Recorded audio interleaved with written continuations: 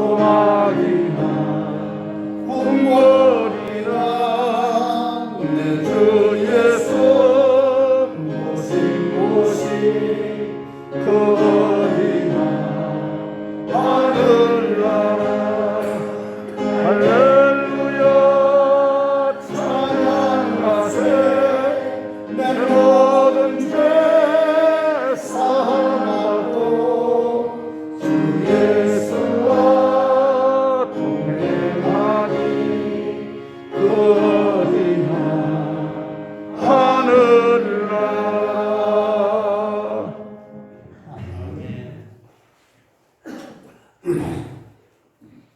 5월달은 가정의 달이죠. 그래서 가족을 위한 날들이 참 많습니다.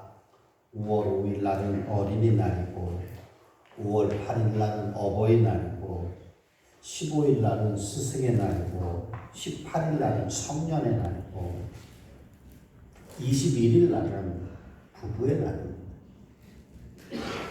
왜 21일이 부부의 날이냐 하면 5월 가정의 달을 맞이해서 둘이 하나가 되라, 그런 뜻으로 부부위원회 사무총장을 지냈던 권재도 목사님이 2004년에 정해서 정식 국가기념일로 지내겠죠.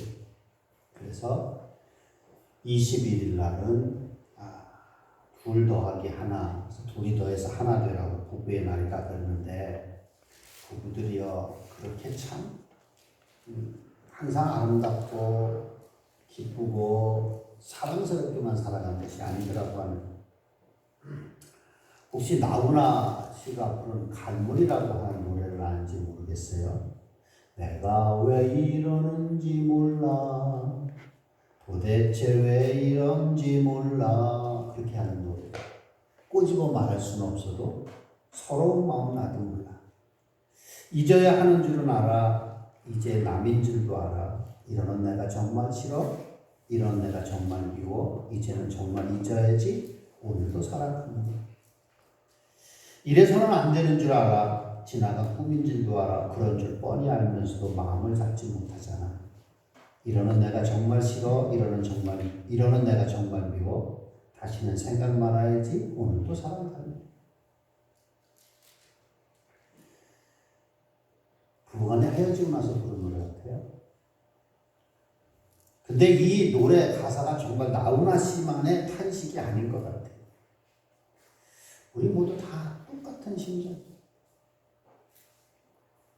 나라고 하는 인간을 생각만 해도 정말 싫어, 미워, 정말 마음에 안 들어. 이게 많은 사람들의 마음인 것 같아요. 그렇게 싫은데도 내가 왜 이런지 정말 모르겠다는 거예요. 여러분 자신이 정말 마음에 드십니까? 여러분의 남편이나 여러분의 아내가 정말 그렇게 마음에 쏙 드십니까?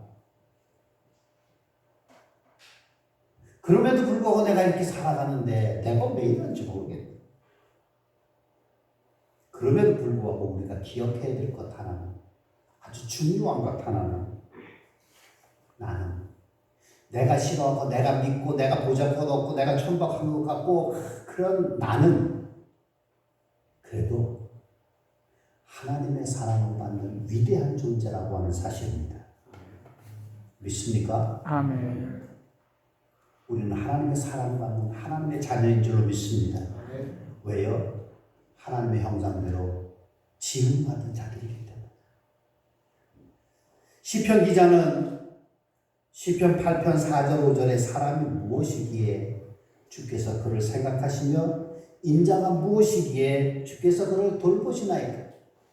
그를 하나님보다 조금 못하게 하시고 여호와와 존귀로 관을 씌우셨나이다 노래합니다.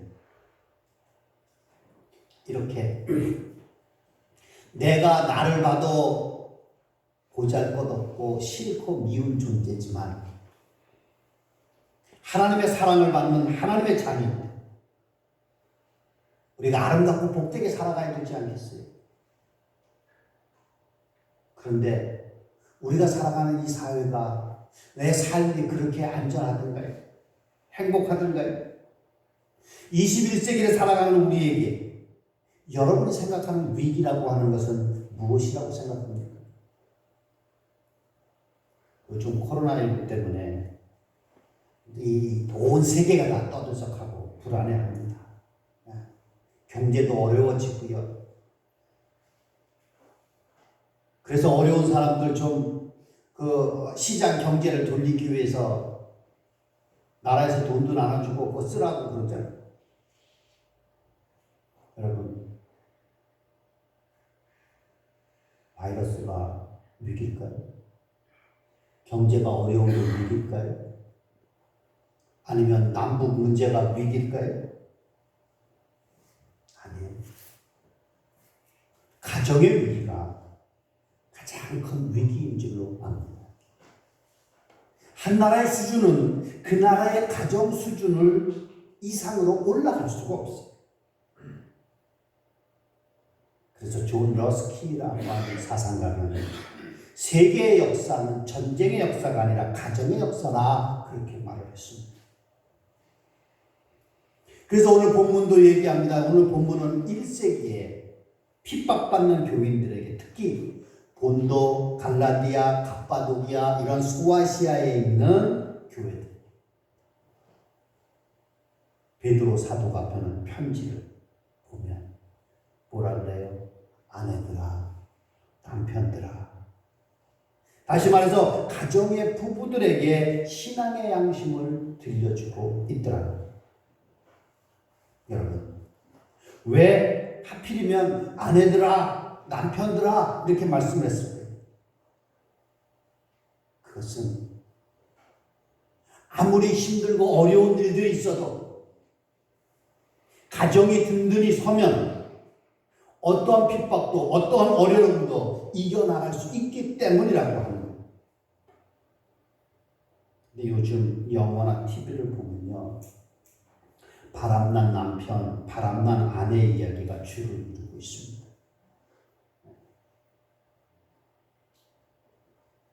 간통죄도 없어져가지고 가정이 파괴되고 있으니까 이 말이 안 되는 거예요.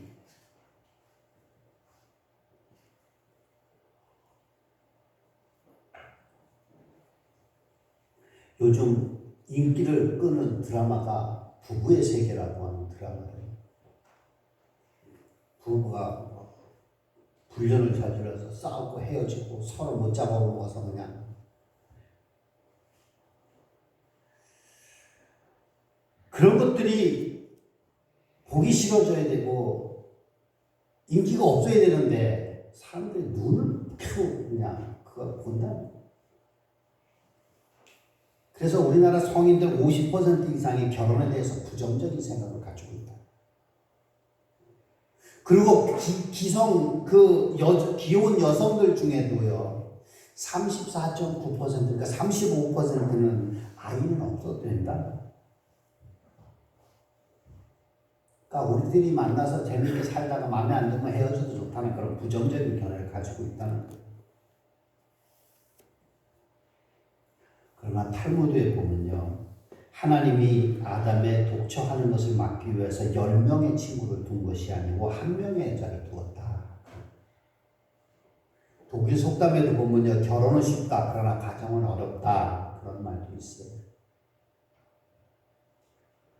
사람은 불안정합니다. 아무리 선남 선녀가 만나고요, 서로 좋아하는 사람들이 만나서 결혼한다고 할지라도 불안정해요. 그러나 하나님께서 우리를 완전케 해주시는 줄로 믿습니다. 근데 그 하나님께서 우리에게 가정을 이루고 아름다운 모습으로 살아가라고 말씀하고 있습니다. 어떻게 하면 아름다운 모습으로 살아갈 수 있을까요? 창세기 6장 9절에 보면 노아에 대해서 얘기합니다. 그는 의인이요 당대의 완전한 자라. 그는 하나님과 동행하였더라. 그렇게 말씀하시면서 6장 8절에 그러나 노아는 여호와께 은혜를 입었더라. 다시 말해서 뭐예요? 노아가 의인이요 당대의 완전한 자로 살아가고 하나님과 동행할 수 있었던 이유는 뭐냐? 하나님의 은혜를 입었기 때문에. 하나님의 은혜를 입어서 살아가는 그 사람이 완전한 자고 의로운 자고 아름다운 가정을 이루면서 살아갈 수 있게 되었더라고 하는 거예요. 하나님의 은혜를 입어 우리가 아름다운 가정을 이루게 됩니다. 별로 유명하지 않은 영화가 있어요. Beautiful Mind라고 하는. 여기는 천재 수학자인 존 내쉬라고 하는 사람의 생애를 그린 실화를 바탕으로 하는 영화였어요. 근데 존 내쉬라고 하는 사람이요, 제2의 아인슈타인이라 부를 정도로 게임 이론을 잘 발견한 사람이에요. 근데 그 후에 정신병이 걸려갖고 정신이 폐인이 되었어요. 근데 그가 알리샤라고 하는 그의 아내의 초인적인 사랑으로 인해서 재기를 해서 1994년에 노벨 경제학상을 받습니다. 근데 그가 노벨상을 받는 연단에서 소감을 말하는데 저는 항상 숫자를 믿었습니다. 그러나 숫자로 증명할 수 없는 세계가 있다라고 하는 것을 발견했습니다.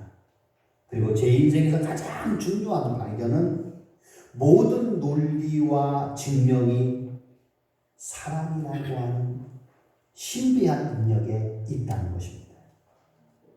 그리고 자기 부인 알리사에게 얘기합니다. 당신 때문에 내가 여기까지 왔습니다. 당신은 내가 존재하는 이유고 모든 이유는 당신입니다. 사랑하고 감사합니다. 라고 수상 소감을 얘기했다. 그 사랑으로 인해서 폐인이 됐던 사람이 다시 회복되고 아름다운 가정을 이루어가는 사랑의 능력을 얘기하고 있더라고요. 우리나라는 유교의 바탕을 두고 오랫동안 살아왔지요.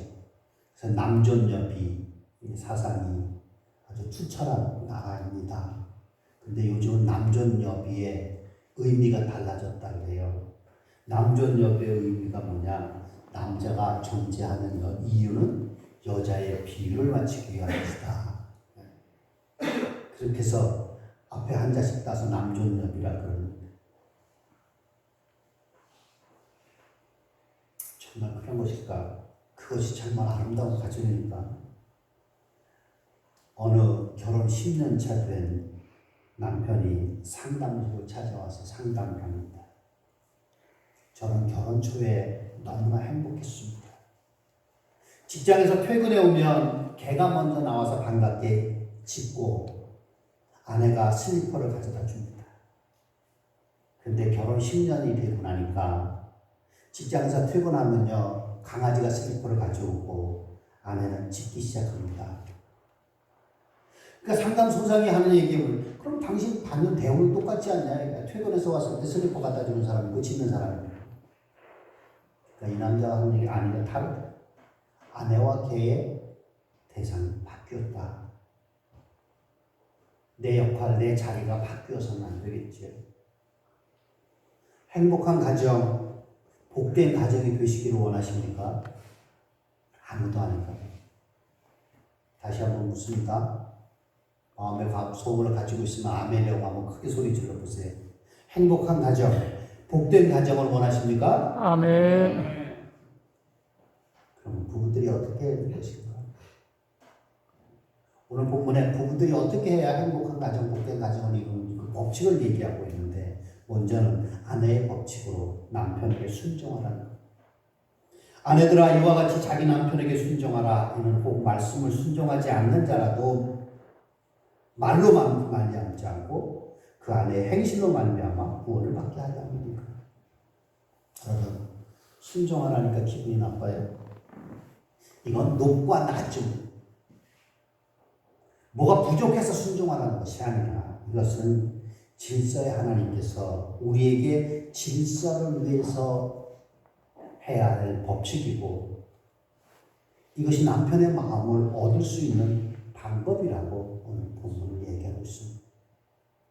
그리고 그 예를 들어서 6절에 보면 사라라고 하는 여인을 예로 들고 있습니다. 사라가 누구예요? 그 원래 이름은 사레입니다. 그냥 어미라고 합니다. 근데 남편 아브라함에게 순종하니까 이름이 사레에서 사라로 바뀌었습니다. 사라의 뜻은 열국의 어미라. 그냥 어미에서 열국의 어머니로, 그냥 어머니에서 열국의 어머니로 바뀌어졌어요. 어떻게 해서? 남편 아브라함에게 순종했다. 그렇다고 해서 아브라함이 그만큼 잘난 사람이었느냐? 그렇게 훌륭한 사람이었느냐? 아내로부터 존경받을 만한 그런 모든 일을 한 사람이었느냐? 아니잖아요. 자기 아내 사레를 데리고 애굽 땅에 갔습니다. 흉년이 들었어요. 그랄 땅에 갔을 때 아비멜렉 자기 아내를 누이 동생이라고 말하죠.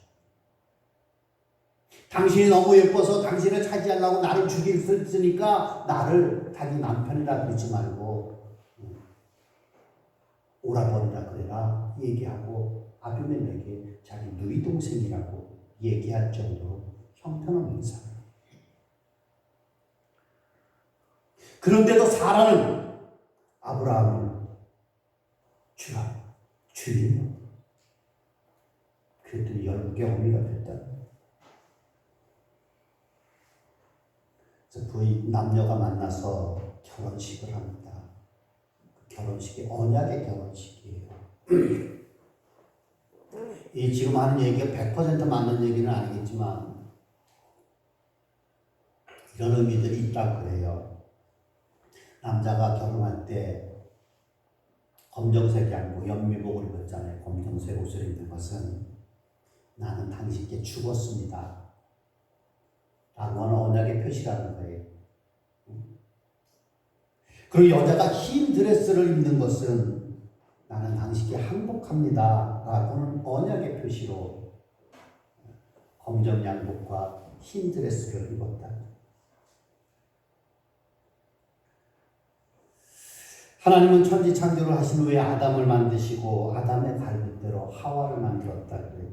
또 우리나라 말들은 잘 이렇게 요즘 줄여서 하는 얘기들을 많이 하더라고요. 하와는 남편을 하늘같이 받든 와이프라 그래서 하와라.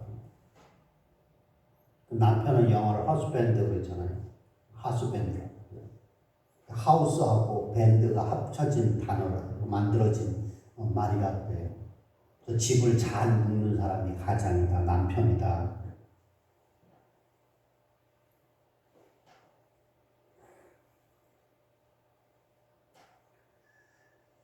어떤 한글학자가 아내는 집안의 표상이다 그렇게 얘기를 하는데 아내의 역할이 얼마나 중요한가 하는 것을 나타내 주는 거죠. 이탈리아 속담에 보면 아내가 없는 가정은 잎과 열매가 없는 가지와 같다. 하나님께서 가장 먼저 가정을 만들어 주시고 인간이 타락한 후에 교회를 만드셨어요. 그래서 마귀가 공격하는 것은 두 가지인데 그것이 가정과 교회라고 합니다. 마귀에게 침범을 받지 않도록 가정을 잘 지켜야 되는데 미국의 가정사역자 중에 존 그레이라고 하는 사람이 쓴 베스트셀러가 있는데 화성에서 온 남자, 금성에서 온 여자라고 하는 거예요.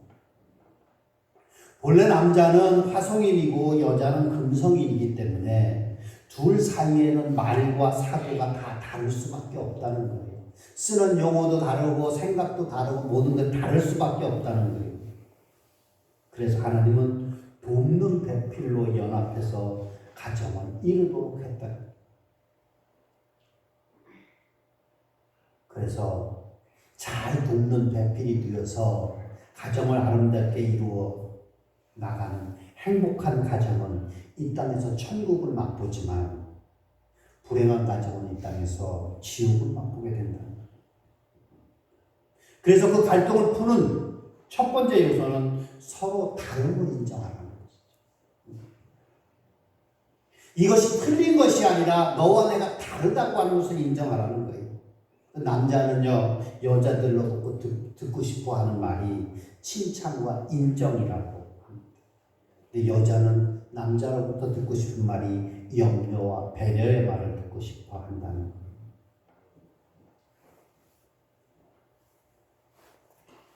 장경동 목사님이 쓴 책 중에 나를 팔아 천국을 사라 그런 책에 이런 내용이 있어요. 어느 대학 교수가 강의 도중에 갑자기 10만 원짜리 수표를 꺼내 보이더니 학생들을 향해서 얘기합니다. 이 돈 갖고 싶은 사람이 있으면 손 들어보라. 모두 다 손을 들었어. 이번에 교수님이 그 수표를 확 구겨서 손을 들고 다시 묻습니다. 이래도 이 수표 갖고 싶은 사람 모두 다 들었습니다. 근데 이제는 갑자기 그 수표를 땅바닥에 놓고 교수님이 발로 밟았습니다. 그러니까 흙이 묻었습니다. 그 흙 묻은 찌그러진 수표를 들고 이번에도 물어봅니다. 이제도 이거 갖고 싶은 사람? 모두가 다 손을 들었습니다. 이때 교수가 학생들에게 얘기합니다. 여러분은 구겨지고 흙이 묻고 더러워진 이 10만 원짜리 수표일지라도 그 가치가 변하지 않는다는 것을 알고 있습니다. 형체를 알기 힘들 정도로 찢어지고 구겨지고 더러워지고 그랬다고 해서 가치가 달라지는 것 아닙니다. 여러분도 마찬가지입니다. 여러분이 백수가 된다 할지라도 사회의 밑바닥에 실패한다 할지라도 좌절하지 마십시오. 여러분의 가치는 변하지 않습니다. 여러분은 어느 무엇보다도 소중한 존재라고 하는 것을 알아야 됩니다. 라고 얘기합니다. 남자, 여자 다르지만 다 소중한 존재. 그러기에 하나님의 창조 계획을 우리가 깨닫고 거기에 맞추어 가서 그래 가정에서 행복할 수 있고 가정에서 행복할 수 없다면 다른 어떤 곳에서도 행복할 수가 없다라고 하는 베트는 왕이나 농부나 시민이나 정치가든지 가정에서 행복을 느끼지 못하면 어디에서나 행복을 느끼길 기대하지 말라. 그렇잖아요. 가정에서 행복을 느끼지 못하면 어디서도 행복을 느낄 수 없습니다.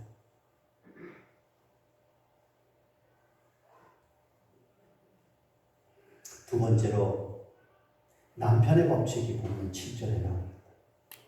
남편들아 이와 같이 지식을 따라 너희 아내와 동거하고 그를 더 연약한 그릇이요 또 생명의 은혜를 함께 이어받을 자로 알아 귀히 여기라. 이는 너희 기도가 막히지 아니하게 합니다. 다시 말해서 남편은 아내를 사랑하는 것입니다. 사랑하는 이유가 첫 번째는 아내는 연약한 그릇으로 깨지기 쉽기 때문에 다시 말해서 상처받기 쉽기 때문에 늘 사랑하라고 하는 말씀입니다. 두 번째는 생명의 은혜를 기업으로 받기 위해서 생명의 은혜를 기업으로 받는다는 건 뭐예요? 함께 이을 자 다시 말해서 자녀의 복을 얻기 위해서 아내를 사랑합니다. 세 번째로는 기도가 막히지 않기 위해서 사랑하라. 아내를 사랑할 수 있습니다. 아내의 얼굴이 나의 남편의 이력서라고 하는 것을 기억해야 됩니다. 그렇게 부부싸움을 하면서도 그러면 기도가 막히게 되잖아요. 근데 그러고 나서도 기도가 잘 된다 그러면 그 남편은 참 별종이죠. 그래서 세 종류의 남편이 있다 그래요. 첫 번째는 범과 같은 남편이 있다 그래요. 의논보다는 명령만 하는 남편이 모든 명령. 두 번째는 일꾼과 같은 남편이 있다 그래요. 가정은 소홀히 하고 죽으라고 일만 한다. 이래서 돈만 벌어다 주면 된다는 거죠. 선생 같은 남편이 있다 그래요. 잘 가르쳐주고 잘 이끌어. 아내에도 세 종류 아내가 있다 그래요. 가정부 같은 아내, 맨날 일만 하는 공주 같은 아내, 자기만 위해달라는 아내, 친구 같은 아내, 남편을 세워주면서 의욕을 북돋아주는 아내가. 여러분은 어느 쪽에 속해요? 어느 쪽에 속하는 남편이고 어느 쪽에 속하는 아내입니까? 여러분, 오늘 우리가 행복한 가정, 축복의 가정을 위해서 부부가 해야 될 것이 아내는 남편에게 순종하고 남편은 아내를 사랑하라. 이 법칙을 포기한다는 것은 가정을 포기하는 것.